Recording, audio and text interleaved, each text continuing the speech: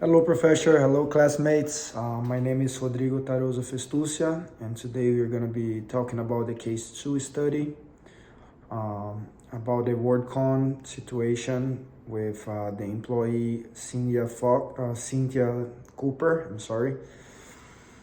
Well, such cases it brings us to think about some ethical dilemmas that employees face inside corporations because Mrs.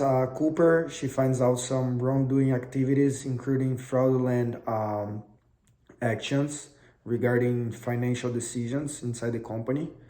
And then she starts to think if she should talk about it or not and bring this public or not.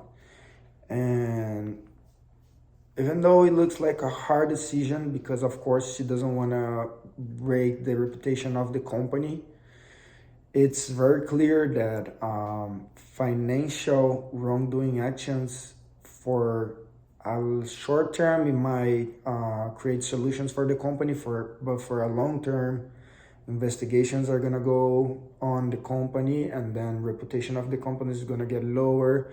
And then of course when the end of the investigations are out, the company risks to completely end its business because governmental institutions, they take very seriously any financial fraudulent action. The assignment asks us what would we do if we were a business administration at the company at the time. In my personal opinion, I would definitely bring this up and allow Mr. Cooper to keep working on her researches to make sure that the financial actions were actually like fraudulent and bad. And if yes, I would definitely make sure to bring this public and try to fix it as soon as possible, because it's like when it starts, it can start small, but then to stop the wrongdoing actions is really hard inside a corporation, since the business board for example, is very complex with all the activities and operation systems. If it doesn't cut it down from the beginning, then at the end it's really hard to try to take any action to make it any better. We have here the can approach regarding to ethics, and for the Kenyan approach, he preserves a lot the respect for persons as a whole. And think about investors that were putting money in WordCon at that time, buying stocks, for example, and they were looking at through the financial statements that the company were releasing. Of course, they were fraudulent, but imagine for those people, like, is WordCon being like respectful with them? No, they are not, because they're releasing a fake financial statement just to show off that the company is doing good, but actually the company is not doing good. And then these investors who are putting money inside the company, they have their welfare like completely damaged, and their reputation and respect completely damaged as well. So according to the CAN approach of business ethics, the action that Mr. Cooper should do it to respect people, it's blow the whistle and bring up all these fraudulent cases. And also CAN states that without the truth, anything else becomes valuable. That means if you don't bring the truth up, then anything after this is not valuable. And of course, in this case, if WordCon does not bring the truth to its investors and to the public, then any other action of the company is not valuable.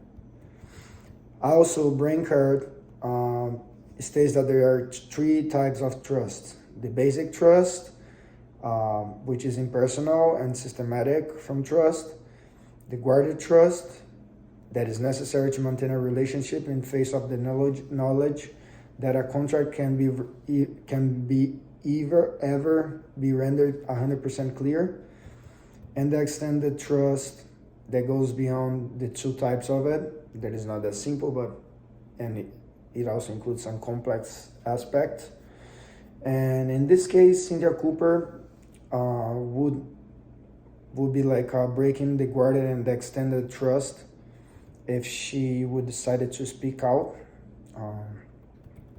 And lastly, according to Bock, the action of whistleblowing, which was what Mr. Cooper did, refers to sound an alarm inside the company where you're working, with the idea of spotlighting neglect and abuses that are directly like interfering on the public interest.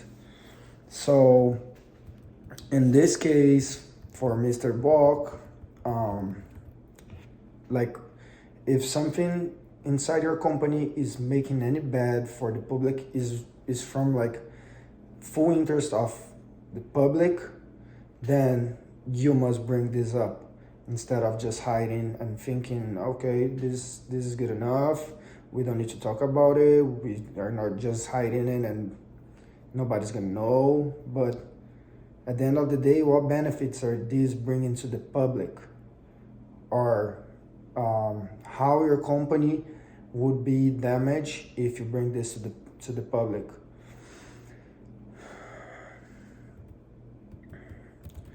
Then we have the act, the Sarbanes-Oxley Act, that was created in 2002.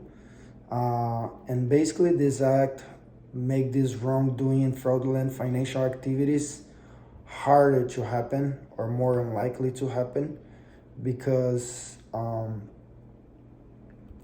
it makes companies not able to interfere in any independent financial audits. And also it puts all the responsibility of the financial statements in the CEO and the CFO of the company. So the CFO and the CEO, they're responsible to release these statements and make sure these statements are true and they are trustworthy, and that they are not bringing any fraudulent or any misinformation that can lead the public to believe the company is doing in a way that the company is not doing actually. So with this act, companies are completely liable for what they release to the public regarding to their financial activities.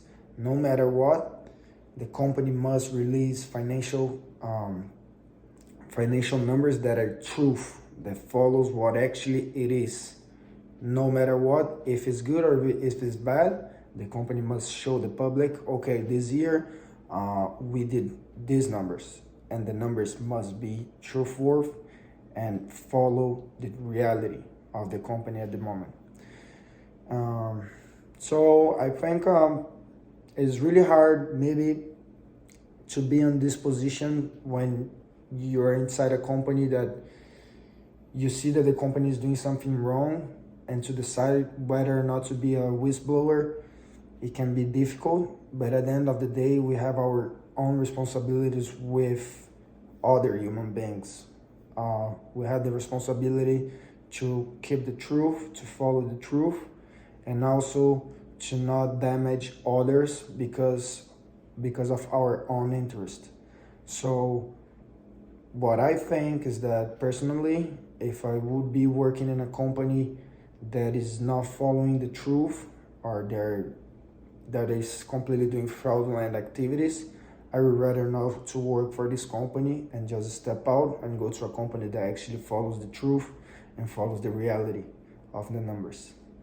Okay, thank you, Professor, and I see you soon.